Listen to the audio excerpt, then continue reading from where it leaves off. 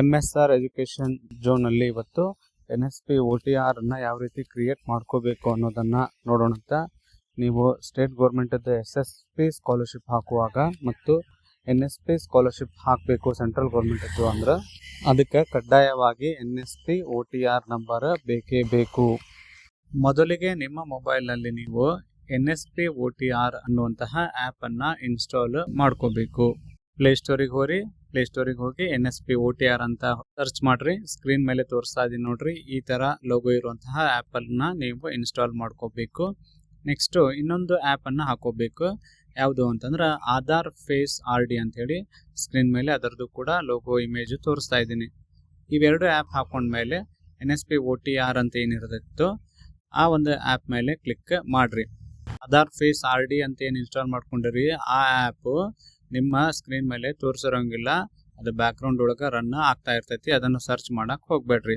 ಈಗ NSP OTR ಮೇಲೆ click ಮಾಡಿದ್ರಿ ಅಂದ್ರೆ ನಿಮ್ಗೆ ಈ ರೀತಿ ವೆಲ್ಕಮ್ ಟು ಅಂತ ಹೇಳಿ ಸ್ಕ್ರೀನ್ ತೋರಿಸ್ತೈತಿ.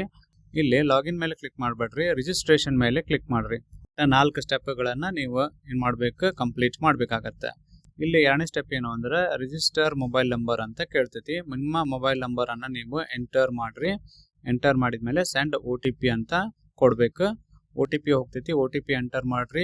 ಕ್ಯಾಪ್ಚಾ ತೋರಿಸ್ತೈತಿ, ಅದನ್ನು ಕೂಡ ಎಂಟರ್ ಮಾಡಿ ವೆರಿಫೈ ಮೇಲೆ ನೀವು ಕ್ಲಿಕ್ ಮಾಡಬೇಕು.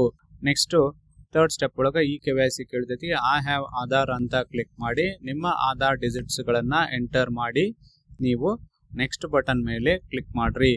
ನೆಕ್ಸ್ಟ್ ಸ್ಟೆಪ್ ಒಳಗಡೆ ಏನಾಗ್ತೈತಿ ಅಂದ್ರೆ ಒಂದು ಸ್ಕ್ರೀನ್ ತೋರಿಸ್ತೈತಿ. ಕೆಳಗಡೆ ಸ್ಕ್ರೋಲ್ ಮಾಡ್ಕೊಂತ ಬರ್ರಿ. ಸ್ಕ್ರೋಲ್ ಮಾಡಿದ್ಮೇಲೆ ಐ ಅಗ್ರಿ ಅಂತ ಕೊಡಬೇಕು. ಐ ಅಗ್ರಿ ಕೊಟ್ಟ ಮೇಲೆ ನೀವು ಫೋಟೋ ಕ್ಯಾಪ್ಚರ್ ಮಾಡ್ಬೇಕಾಗತ್ತೆ.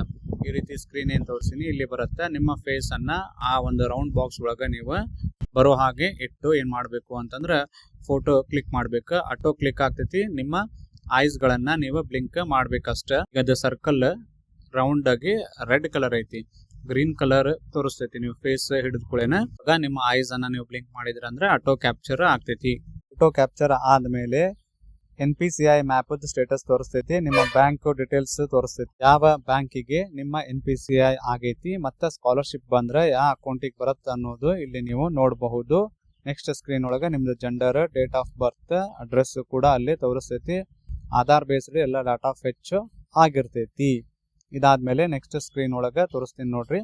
ನಿಮ್ಮ parents mother name, father name enter ಮಾಡಬೇಕು. ಇಮೇಲ್ ID ಎಂಟರ್ ಮಾಡಬೇಕು. ನೆಕ್ಸ್ಟ್ ಮೇಲೆ ಕ್ಲಿಕ್ ಮಾಡ್ರಿ. ಫಿನಿಶ್ ಅಂತ ಬರುತ್ತೆ. ಫಿನಿಶ್ ಆದ್ಮೇಲೆ ಸ್ವಲ್ಪ ವೇಟ್ ಮಾಡ್ರಿ. NSP OTR ನಂಬರ್ ತೋರಿಸ್ತೈತಿ. ಈ ನಂಬರ್ ವೆರಿ ಇಂಪಾರ್ಟೆಂಟ್. ನೀವು ಸ್ಟೇಟ್ ಗೌರ್ಮೆಂಟ್ SSP ಹಾಕುವಾಗ ಮತ್ತೆ ಸೆಂಟ್ರಲ್ ಗೌರ್ಮೆಂಟ್ NSP ಹಾಕುವಾಗ ಈ ನಂಬರ್ ಕೇಳ್ತೈತಿ. ಈ ನಂಬರ್ ಅನ್ನ ಅಲ್ಲಿ ಎಂಟರ್ ಮಾಡ್ಬೇಕು. ಲಾಗಿನ್ ಮೇಲೆ ಕ್ಲಿಕ್ ಮಾಡುವಂತ ನೆಸೆಸರಿ ಏನು ಇಲ್ಲ. ಇನ್ನೊಂದು ಸ್ಕ್ರೀನ್ ಶಾಟ್ ತಕೊಂಡ್ರೆ ನೀವು ಆಯ್ತು. Thank you for watching. Channel ಅನ್ನ ಸಬ್ಸ್ಕ್ರೈಬ್ ಮಾಡಿ, ಶೇರ್ ಮಾಡಿ ಮತ್ತೆ ಲೈಕ್ ಮಾಡಿ.